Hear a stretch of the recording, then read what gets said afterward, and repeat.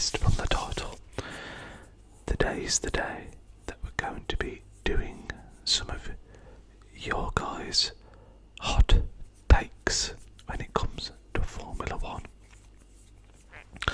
Before we do get started on this though, I hope this video finds you well, and wherever you are in the world, you're having a great day.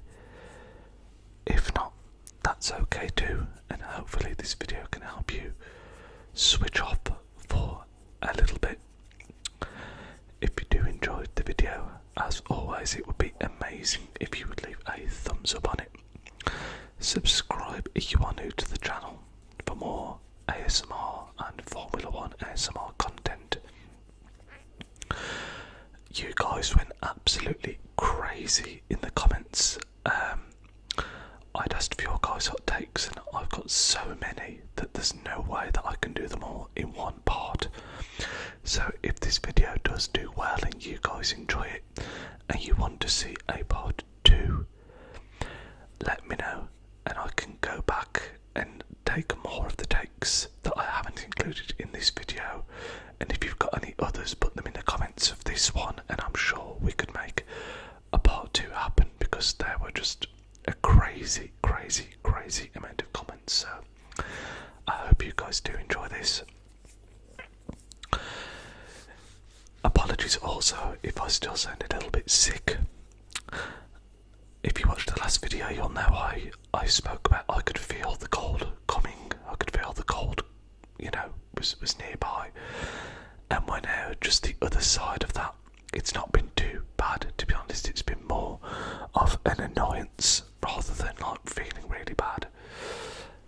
But I still kind of feel like you can hear it a little bit, so apologies.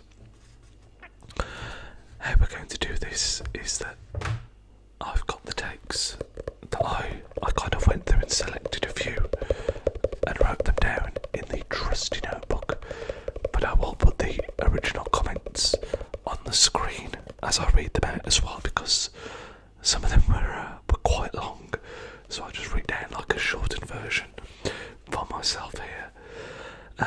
Obviously I've read these, but I've not really thought too much about it. I kind of wanted to go off the cuff, and yeah, let's get into it. Let me know if you agree with these, disagree with these, and any more hot takes in the comments for a part 2, as I say. But the first one,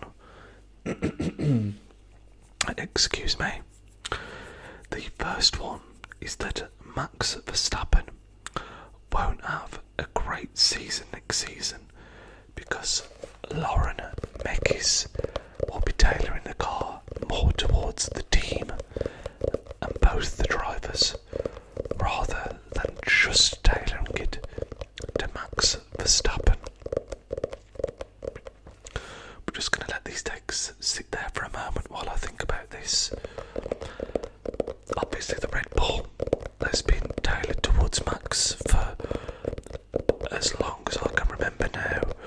Teammates have gone there and struggled.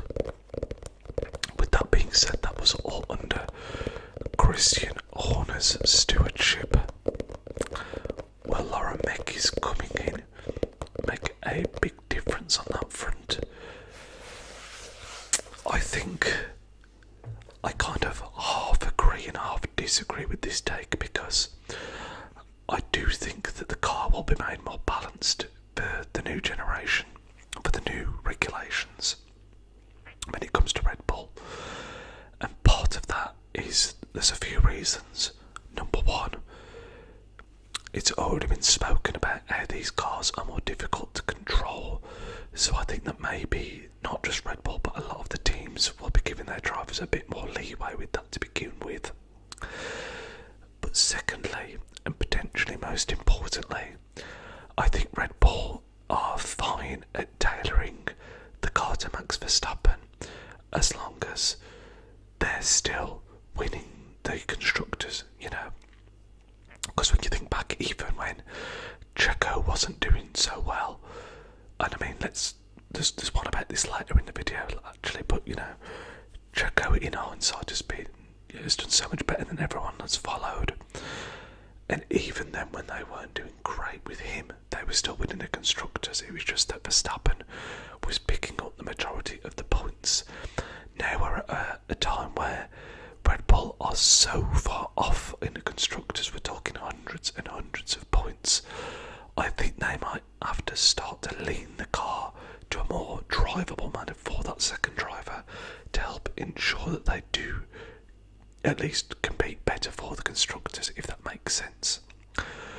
So I agree that they're going to tweak the car to make it easier to drive.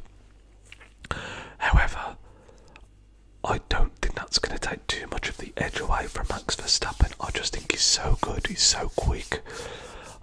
He's always going to be up there, so I agree in a sense that the car will be easier for Hadjar in this instance, is my prediction.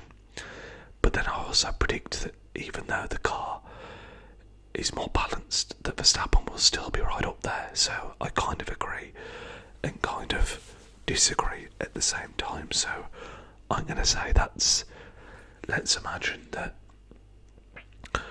the hot take meter is based on the Nando's spices. So we have plain, lemon and herb, medium, hot, and extra hot.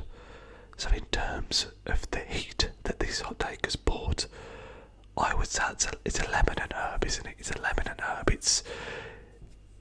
Well, actually, no, what I think is lemon and herb, but I suppose the person that's commented this is probably a medium, let's say.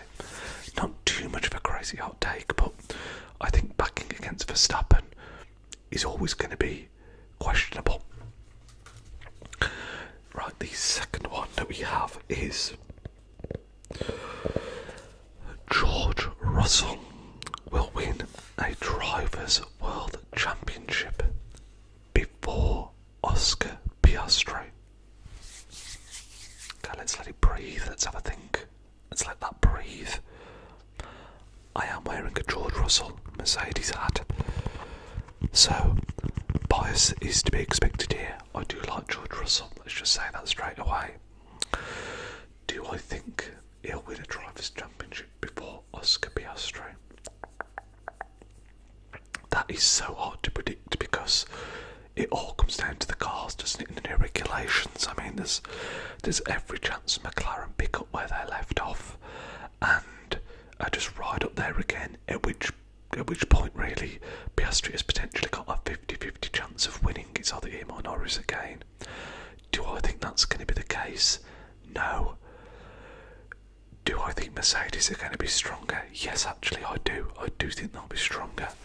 And I do really rate George Russell as a driver. He's one of those guys where I think if you put him in a championship winning car, he can win the championship. So I am actually going to agree with this take. I also think that George Russell will win a championship before Oscar Piastri, and I do think that Russell will win a championship at some point. I don't think it's a matter of if, I think it's a matter of when. And I do think that's a pretty hot take because when you've got Verstappen and Red Bull, Ferrari have got to come good eventually. I mean, so many things. Excuse me, there's going to be a lot of throat clearing in this video. So many things have got to go right for you to be the world champion, but I do think he's got the ability, and he's a team that have got the history. And I think with Toto Wolff there, I think he's a good team principal. I think the pieces are in place, and I think it will happen eventually. So, yes, I'm going to agree with that take. Whilst wearing my George Russell hat, make what you will of that. Hot take number 3. This is a bit of a longer one, so bear with me here. Oliver Behrman will win his first championship, Drivers' Championship, in the next few years, most likely for Ferrari, and he will go on to have a better career than Oscar Piastri and Kimi Antonelli. I mean, straight away, it's a flipping hot take. Let's let it breathe. Let it breathe. Ollie Behrman Drivers' Champion. Let's just let that sit there. How does it feel? I don't hate it. I don't hate it. I think he's got a lot of potential. I think he showed in the first season that he's got real raw pace. I think he will end up at Ferrari. I think he'll actually end up replacing Lewis Hamilton when Hamilton goes, because let's face it, how much longer has Hamilton got, realistically speaking? Maybe a couple more years. Excuse me again, sorry. Yeah, I think Hamilton's probably got a couple more years. Behrman could maybe stay at Haas, move around a little bit, but he is a part of that Ferrari driver program, so I do believe he'll end up at Ferrari. Has he got it in him to win a Drivers' Championship? I mean, realistically speaking, it is far too early to say, but I commend you for calling it so early on. And I really don't hate it. I think ironically the thing that is going to stop him from doing it could be Ferrari, because obviously they just haven't had the track record for a long time now of making a Drivers' World Champion. I mean, the last one was the last one Raikkonen? Am I going crazy? Was it Raikkonen? It's a long time ago anyway. A long time ago. I don't hate the take. It's definitely flipping hot. And I kind of agree with it, but I also think it's too soon to say. I mean, he's going to be coming up. I mean, let's just unpack the second part of that. Is he going to have a better career than Antonelli and Piastri? Antonelli's in a better place now, as is Piastri, in terms of getting up there, you know, getting podiums, race wins, potentially winning a Drivers' Championship, whereas Behrman isn't going to be there for at least a couple of years, but he is a lot younger, so I'm going to say I disagree. I think Piastri is exceptionally talented, and I think sometimes people, because of his bad run at the end of the season, people have got this idea that he's not the best driver out there, but you know, he's got such an incredible track record in the junior categories, and he's shown what he can do. I do also believe that Piastri will go on to win a Drivers' Championship, and let's be honest, Antonelli could as well. He's so young and he's definitely got the talent. All of these guys could go on to be champion, but I would actually say, in my opinion, as things stand right now, Behrman is probably the least likely. But I like the take. I respect the heat of the take, but I am going to disagree. Let me know your thoughts on that one. The next hot take we have kind of follows on from from what I was just saying about Ferrari, and that is that Charles Leclerc will never be a Drivers' World Champion. They have mentioned in the comment, I remember this, about him being very talented, but they think he will never win a Drivers' Championship. Again, we're going to let it sit. Charles Leclerc, I agree. He's a super talented driver. And I think if he was at another team, he could have had a title by now. I think, in my opinion, if it was Norris and Leclerc at McLaren last season, and this isn't a slight against Norris, I think Leclerc could have won that. There was a lot of talk, I remember a while ago, about, was it Verstappen potentially going to Ferrari? I can't remember. And I remember thinking the partnership of Verstappen and Leclerc would be absolutely crazy, because I do really rate Leclerc. But I am going to agree with this take. I think he's a stunning driver, but I don't think he'll ever win a Drivers' Championship. And again, that's no slight against him. There are many great drivers who have been and gone that haven't got a championship to their name. It's a very difficult thing to achieve. And yeah, I'm going to agree with this one. Great driver, and I would love to see it. You know, I'm a neutral in F1, as I said many times. You know, I'm all for a great championship. I don't really mind too much who wins it, and it'd be amazing to see a Ferrari driver win it just for the sport, because they are just so iconic, and it's been so long, and it would be amazing to see Leclerc in particular end the drought, given he's kind of the Ferrari poster boy, obviously. But would I like to see it? Yes. Do I think we'll see it? No.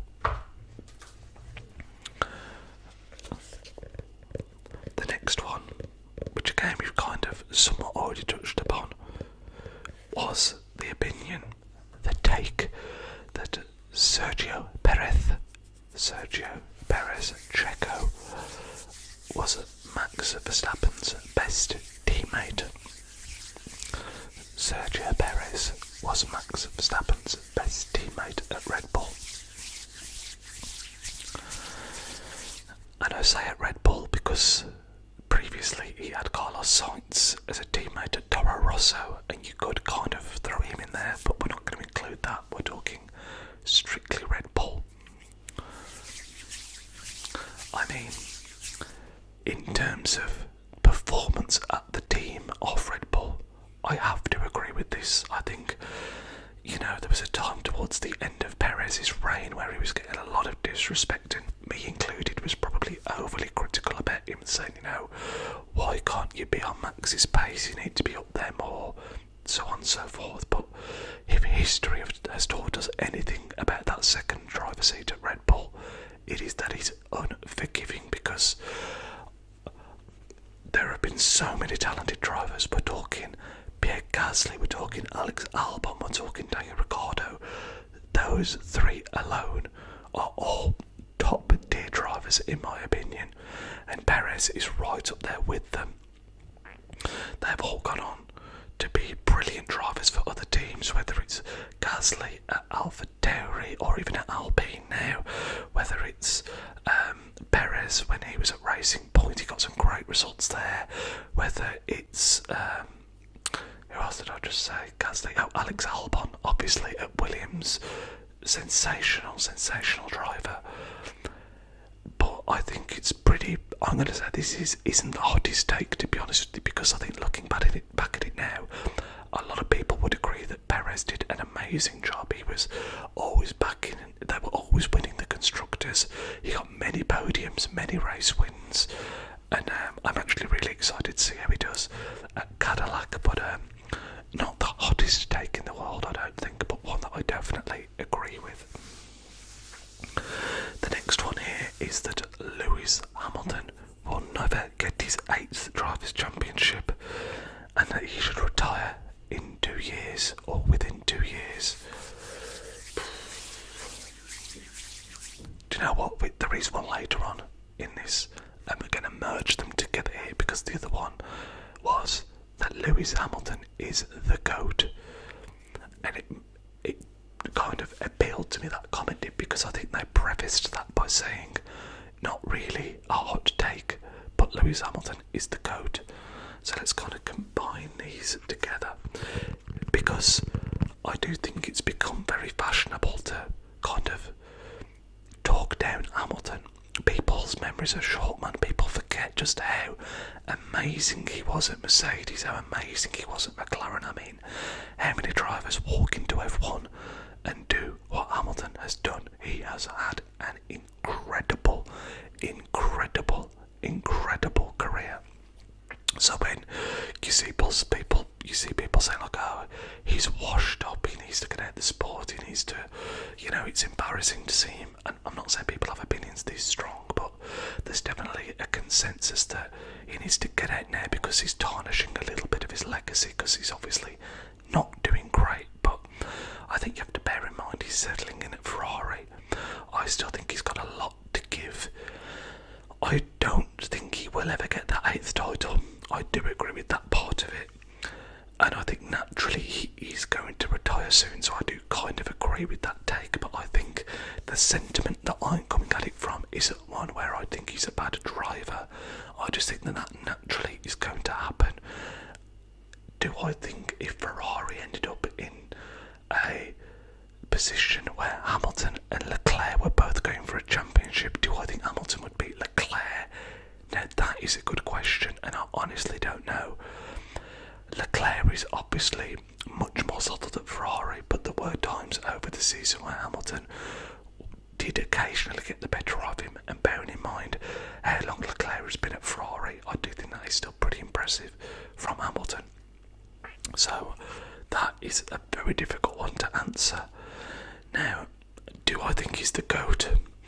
I think calling someone the GOAT of any sport is always going to be very subjective, because it's going to come down to your time watching that sport, watching those athletes. I think in terms of my generation, I'm 34 years old. My time growing up, a lot of it has been watching Hamilton winning, so I would say to me, he is the greatest of all time, yes. But I would also respect anyone that says the likes of Ayrton Senna, Michael Schumacher. I think it's just a lot of it's defined by age, and I do think, if Verstappen was to go on and win, 2 or 3 more titles, he would probably then be my GOAT, to be completely honest with you. But as things stand right now, you've got to put Hamilton in there again. I think it's very easy to forget that not so much his domination at Mercedes, but just that also put together with how good he was at McLaren, and he's always had such tough teammates as well. I mean, you look back at McLaren where he had Fernando Alonso, an incredible driver. You look at his time in Mercedes where he had Nico Rosberg, phenomenal driver. So it's not like he's had it easy. And yet, to me, I would say that he is the greatest of all time. But again, I do respect like the older drivers that some people would say would be. Certainly of the modern era, I think he is. I think him and Schumacher, a lot of people debate back and forth about, but I think I'd actually give it to Hamilton there personally. Maybe that's controversial. The next one is saying that Lando Norris only won the championship last season because of his car. I mean, it's one that's going to upset people, isn't it, that one? I mean, unquestionably, it plays a big part in it, because I think, let's say you swapped out Norris for Leclerc, for Russell, for Hamilton, for Verstappen, for, Alonso, people would argue all of those drivers would have won the title in that car.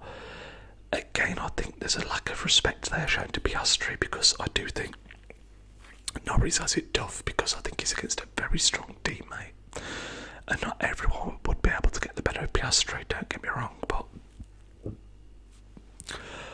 the car goes a long way, but that still doesn't mean it's a gift.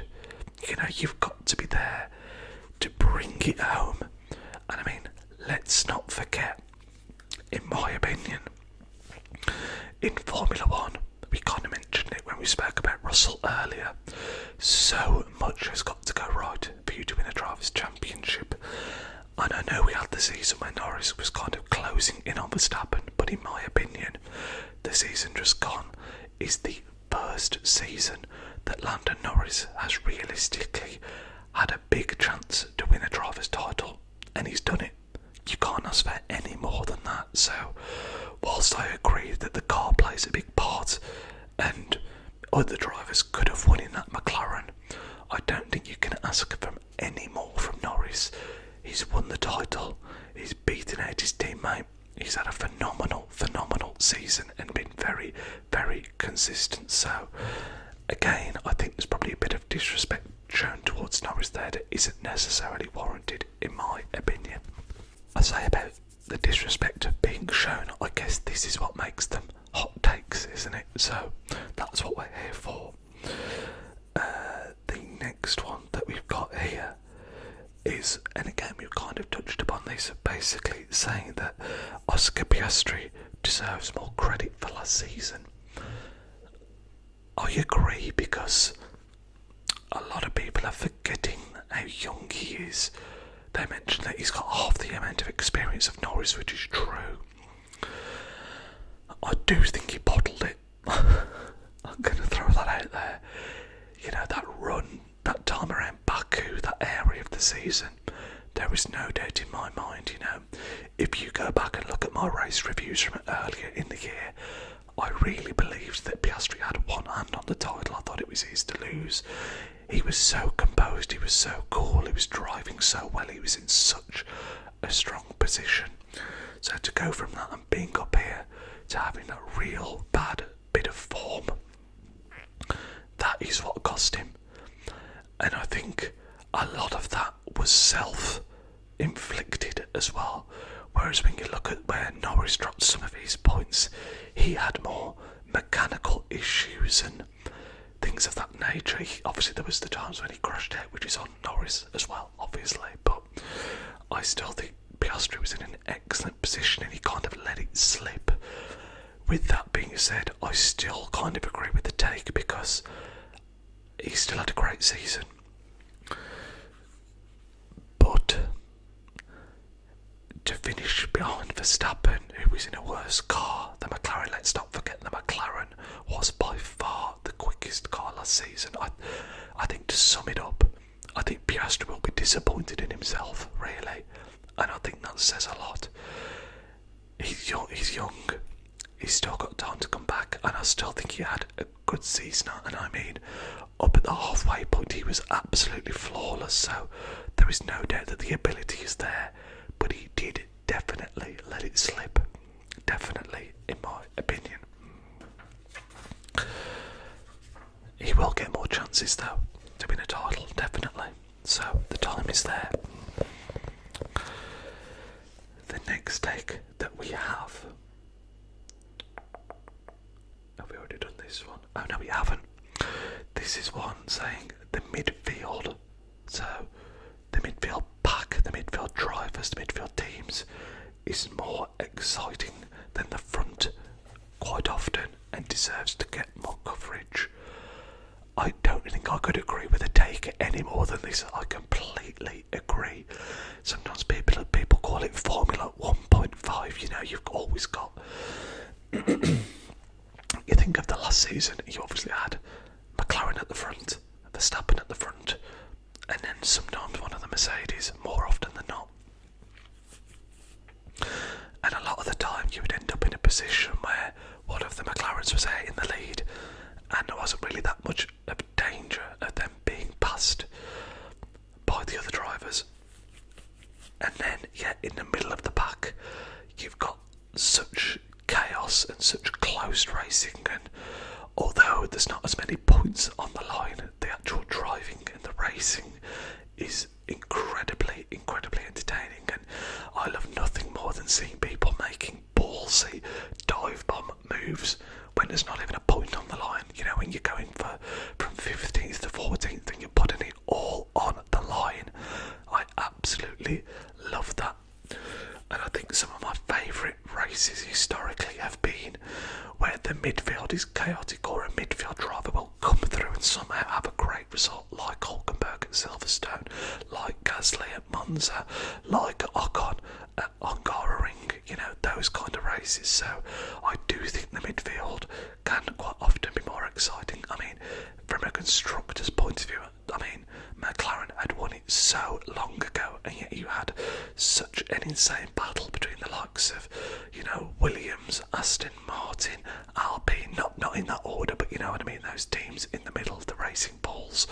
So yeah, I completely agree with that take, and I think a lot of people would as well. I don't think that's a particularly hot take, so to speak, but yeah, definitely one that I agree with. Russell would have won the championship in the McLaren. We kind of touched upon this earlier, and I have to say I agree with this. I think George is an incredibly talented driver. I don't think the McLaren was particularly difficult to drive compared to some of the other cars, particularly the Red Bull that obviously always gets highlighted. Would Russell beat Norris as a teammate? I think he would, you know. I genuinely think he would. They both got very similar qualities. They both have excellent qualifying pace. They're both super consistent. They're actually very difficult to separate, but I do think that Russell would just about edge it. I do think that is a slightly controversial take, though I don't know if many people would agree with that, but they're very hard to choose from, and again I think their strengths are both in very similar areas, but I just think whilst Norris is an excellent qualifier, I think Russell is a slightly better qualifier, and similarly, while I think Norris is very consistent, I think Russell is slightly better on that front as well. So yes, I think that Russell would win out against Norris and would win a drivers' championship if he'd been at McLaren last season.